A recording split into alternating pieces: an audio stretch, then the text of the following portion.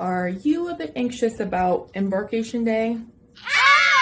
Well, now you don't have to be, because I'm going to share my top 11 best boarding practices for your big day.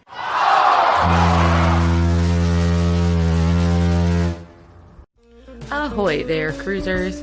My name's Peggy Lynne, and ever since my first cruise back in 2013, I've been hooked. Now that I have my daughter MJ and my husband Maverick along for the ride, I want to share with you my cruising tips, tricks, and hacks. So, are you ready to get sailing into today's video? Let's go. Hi everybody, and welcome back to my channel. Have you ever heard the quote, "Nothing lasts forever except the day before you start your vacation"? Well, isn't that the truth? So, while you're waiting, why don't we go ahead and go through my top 11 of the best boarding tips and practices you should follow to ensure a more efficient, smooth, and enjoyable embarkation day. So let's start with my tip number 1, which is know your arrival time and stick to it. Now, if you were paying attention to my pre-embarkation tips, you're well rested, hydrated, wearing comfy clothing, and you should have prepared for how you'll get to the cruise port. Plus, you should have completed an online check-in previously before the sailing date. Now, you should have then received a specific arrival time window on your boarding pass.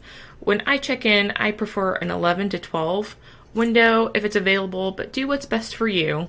Sometimes the best times are already taken, but that's okay because everyone, no matter the time, will be able to board as long as you get there in time before the cutoff, which is usually about 2 hours before sailing away. Now, cruisers are given these much earlier specific arrival times to help stagger the massive influx of passengers and to help prevent long lines of embarking guests through all the different checkpoints. Don't worry, we'll get through all of them. I'm all for a smoother, less crowded arrival, so please don't try to get there too early and alter the flow of the process. But also, beware, don't arrive too late and chance missing the ship. Oh no! Let's move on to my next tip, which is tip number 2. Check your luggage with the porter, but don't forget important items in your carry-on. Whether you use a taxi service or you shuttle in or drive yourself to the port, one thing is definitely for certain: you need to get your luggage on the ship. Usually when you enter into the port, you will be directed to the luggage porters to drop off any checked baggage. This area is generally hustling and bustling, but don't feel like you need to rush through dropping off your luggage. Now, for those that are new to cruising, this just means that you leave your luggage other than what you want to carry on with the cruise terminal porters, and they will handle getting it to your room or your cabin on the ship. I also recommend tipping your porters because it's one laborious job, and I personally like to thank them for their efforts. But then again, tipping is totally up to you. As for your luggage, make sure that you have your printed luggage tags securely fastened to the handles of your bag. And if it turns out that you forgot to print your luggage tags, or maybe you just couldn't, porters can provide handwritten ones. But I know you're asking, when do your bags actually make it on board? Well, from my experience, my luggage was usually delivered at my cabin door by 4 o'clock if I arrived around noon. But if you decide on a later time, don't worry, they'll get your bags there before sailing off. And in the very highly, and I mean highly unlikely event that you forget your luggage, just be sure that you have a well-packed carry-on with items like swimsuits, toiletries, extra change of clothes, medications, any valuables, your very important travel documents, and any items that the cruise line will only allow in a carry-on, such as your bottle of wine or your 12-pack of soda. And my next tip is tip number 3, which is don't bring prohibited items because security will confiscate. Now, this might seem like it's common sense, but just like when you go to an airport, all luggage, and yourself included, will be going through security checkpoints. Whether in your checked bag or your carry-ons, be sure you didn't pack any of the cruise line's prohibited items. Not only will these items get confiscated, any holdup while going through the security line will have a backlogging effect. So please don't try to sneak that booze on or your lovely clothes on board. And that brings me to tip number 4, which is pack your patience. And I mean really, pack your patience, or at least try to be as patient as possible, because crowds and lines do happen. Depending on the cruise terminal, the process can be a little bit different in the order that you will go through all the needed checkpoints, but in my experience, the most common way to go through the whole process is after dropping off your luggage with the porters, but before you actually go into the terminal building to check in, you will be required to produce your boarding pass, vaccination information, negative COVID test papers, and any other travel documents needed to the cruise line staff. Doing a routine check of these documents before heading into the terminal is a good way to ensure that you are indeed ready to go through the checkpoints like security, which is what you'll go through next. Then, finally, you'll end up at the counter while you'll hand over your documents. Yep, once again. All documents are double or triple checked. But once they get your picture and okay everything through their systems, you'll finally make your way to the gangway. And coming in at tip number 5, it's get ready to say cheese. As if taking your picture at the cruise line counter isn't enough, before you get on the ship, you will have an opportunity to take your first official pictures via the cruise line backdrops. Love it or hate it, just be prepared to get your smiles on. Now, if you don't want to take a photo, just tell them that, and they'll let you pass without much intimidation.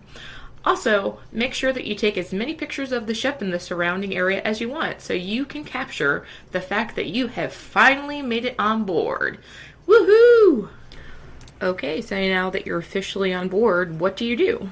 Well, my advice is to drop off any luggage first before doing anything else. So, my tip number 6 is drop off your bags. I have found most cruise lines will allow you to drop off any carry-ons in your cabin when you get on board, even if it's prior to that time the cabin is officially available. This is usually 1 to 2 p.m. By dropping off your luggage, you not only unload your load, but you can grab your sailing card. This card is usually sealed in an envelope above the cabin number. This card will be the key to your cabin along with your charge card for the duration of the cruise. Be sure to not lose it. If you do, go to guest services stat. Now, if you do need access to other rooms, such as if you have family next door, you can get a room key only type access card so that you can get into the room. Guest services will help you with that once on board. Okay, so we dropped off our carry-ons and we have our sailing card. So let's move on to my tip number 7, which is muster up ASAP. I do suggest doing the muster as soon as possible when you get on board because it is mandatory on all sailings. The not mustard drill is basically a quick safety exercise with the main objective being that all guests and crew familiarize themselves with the specific location or muster station where they are to go and assemble in the unlikely event of an emergency. You can find your muster station listed on your boarding pass, or a crew member can help you figure it out if need be. During the drill, safety information such as how to find and put on a life jacket is presented. This is a Coast Guard regulatory requirement, so all guests must still attend even if you've sailed previously.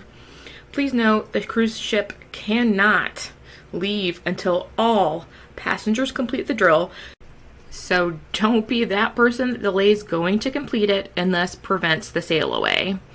Plus, they will constantly do announcements and will finally hunt you down if need be.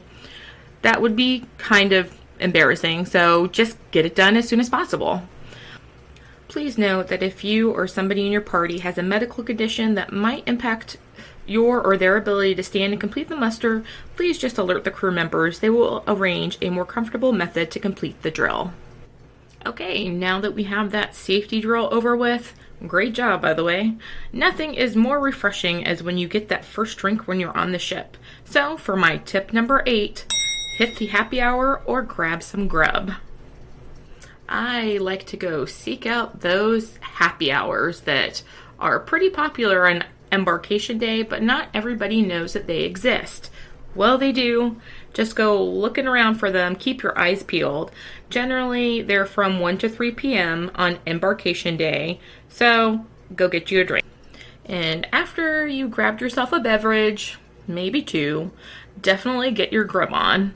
Most cruisers do flock to the buffet on the Lido deck, and that's fine. But did you know that there's other food fare, especially if you want to avoid the crowds, on other parts of the ship? Maybe you can go to the Cafe Promenade on Royal Caribbean for great grab-and-go options, or, hey, let's go to Guy's Burgers, which is everybody's favorite if you're sailing Carnival. Okay, now that our bellies are nice and happy, let's move on to tip number 9, which is use the cruise line app and don't forget airplane mode. If you still haven't downloaded the cruise line app, do it now. From booking specialty restaurants or checking in for your time dining, reserving shows, watching the muster drill videos, the app is, well, where it's at. I mean, you can easily check your account balance, see daily shipboard events, and more. Plus, if you hadn't previously registered kiddos in any of the kids clubs and want to utilize those clubs, check the app for times to complete the registration and meet the counselors. To access the apps to its fullest, once you're on board, you will put your phone on airplane mode and switch over to the ship's free Wi-Fi. Keep in mind, this is different Wi-Fi than if you purchased an internet plan. But please, please, please, don't forget to set your phone to airplane mode before you set sail, whether you use the app or not. I have heard horror stories of people coming home to thousands of dollars on their phone bill because they didn't. Holy smokes. Now that you're all set with the app, let's get to my tip number 10, which is enjoy the sail away. So, of course, enjoy your cruise now. Even though each cruise line handles sailing off from the port differently, don't miss out on the awesome views and the great energy coursing through the ship whenever you finally pull away from the port. So go around, explore the ship, and have fun. I personally like the upbeat, grooving sail away parties on Carnival ships, but if that's not your idea of fun, you can easily find hidden nooks and crannies around the ship, or just watch it from the privacy of your own balcony. And before I get to my last tip, I would like to invite you to like and subscribe to my channel, especially if I provided you with any value, and plus you'll be able to see all of my new content. And so with that, let's get to tip number 11, which is head to the Welcome Aboard show. Whether you're new to cruising or not, usually a few hours after the sailaway, there is something called the Welcome Aboard show. Of course, different cruise lines might have a different title, but it's a must-see event in my opinion, because not only will you meet your cruise director, or CD, but they will provide insider tips, tricks, and valuable information about things like shipboard shows, any special port information, shopping specials, and more. Plus, I've also seen that when you attend, you can get raffle tickets to possibly win items like shore excursions, bottles of wine, which is my favorite, or other cruise merch. So do yourself a favor and go attend. Okay, well, I know it seems like it's a lot as I've went through all of these tips, but just know that the more cruises you do, the more you'll get used to all the different boarding practices and procedures. Thank you very much. I do hope that by watching this video, you are better prepared on what to expect on your embarkation day, and hopefully you'll be less stressed. So thank you so much for watching, and that's it for me. But please, if you haven't yet, head to my blog at oshipcruisetips.com to discover more. Until next time, bon voyage.